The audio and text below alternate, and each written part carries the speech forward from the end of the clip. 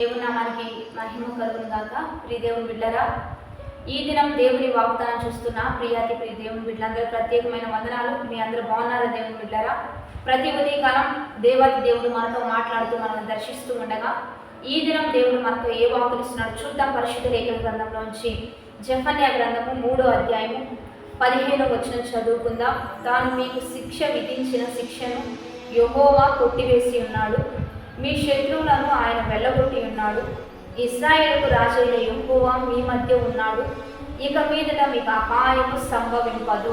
కాబట్టి దేవుడు బిడ్డారా, ఈరోజు దేవుడు మనకిస్తున్నాడు, మీ శత్రువును దేవుడు మీ ముందే వెళ్ళగొట్టి ఉన్నాడని, యెహోవా మీ మధ్యనే ఉంటున్నాడని, మీకు ఆయన అద్భుతాలు జరిగిస్తాడని, మీ మీద వేసిన శిక్షను ఆయనే కొట్టివేశాడని, ఇశ్రాయేలు దేవుడైన యెహోవా ఇక మీకు ఏ అపాయము సంభవింపదని దేవుడే మీకు తెలియజేస్తూ ఉండగా ఈ వాగ్దానాన్ని గట్టిగా పట్టుకొని ధైర్యంతో ప్రోత్సాహంతో కుంగిన స్థితిలో మీరుంటే యెహోవాయే ఈ వాక్కు తెలియజేస్తూ ఉండగా మీ మీద ఏ శత్రువు అయితే మీ మీదకి వస్తున్నాడో ఆ శత్రువుని యెహోవాయే తొక్కివేసి ఉన్నాడు, యెహోవాయే పారద్రోలుతూ ఉన్నాడు. ఏ అపాయం నీకు లేకుండా దేవుడే బలమైన వాక్కునిస్తూ ఉండగా మీ మధ్య యెహోవా ఉన్నాడు, మీతోనే ఉన్నాడు. పాత నిబంధన గ్రంథంలో ఇశ్రాయేలీలందరూ కూడా దేవుని బిడ్డలారా యెహోవా మందసాన్ని మధ్యలో పెట్టుకొని వాళ్ళంతా దాని చుట్టూరు గృహాలు డేరాలు వేసుకొని నివసించేవారు. ఎప్పుడైతే వారిని దేవుడు మధ్యలో పెట్టుకున్నారో, వారికి మధ్యగా దేవుడిని ఉంచారో, వారి మధ్యగా దేవుడు ఉండేటట్లుగా వారు ఏర్పాటు చేసుకున్నారో, వారికి పగలు ఎండ దెబ్బైనా రాత్రి వెన్నెల దెబ్బైనా తగలకుండా మరి మేఘ స్తంభముగా అగ్ని స్తంభముగా వారికి తోడై ఉండి వారిని నడిపించి శత్రువుల మీద వారికి విజయం ఇచ్చే విధంగా దేవుడు గొప్ప కార్యం చేశాడు. ఈరోజు క్రైస్తవులుగా దేవుని బిడ్డలుగా దేవాతి దేవుని మన మధ్యలో ఉంచుకుందాం.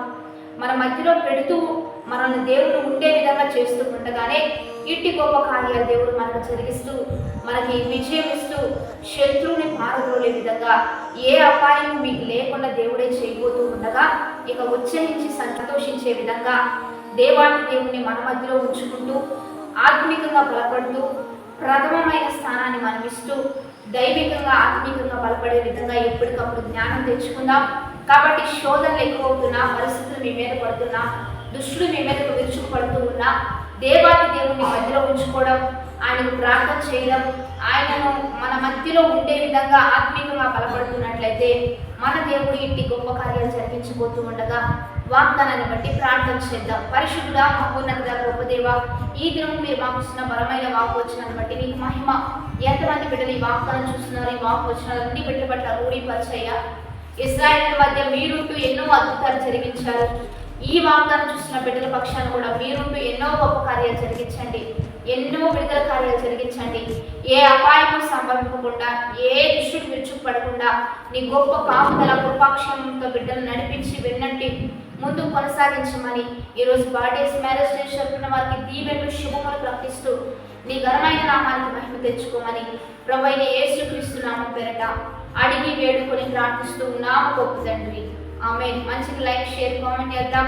ఈ దినం ప్రత్యేకంగా 48వ ఉపవాస ఆరాధన మనందరం కలుసుకుందాం, ఆత్మీయంగా బలపడదాం. చివరి దినం 50వ దినం ఉపవాస ఆరాధన దేవుని బిడ్డలారా ఈ నెల 5వ తారీఖున శనివారం జరిగించబడబోతుండగా మీరందరూ కలుసుకోండి.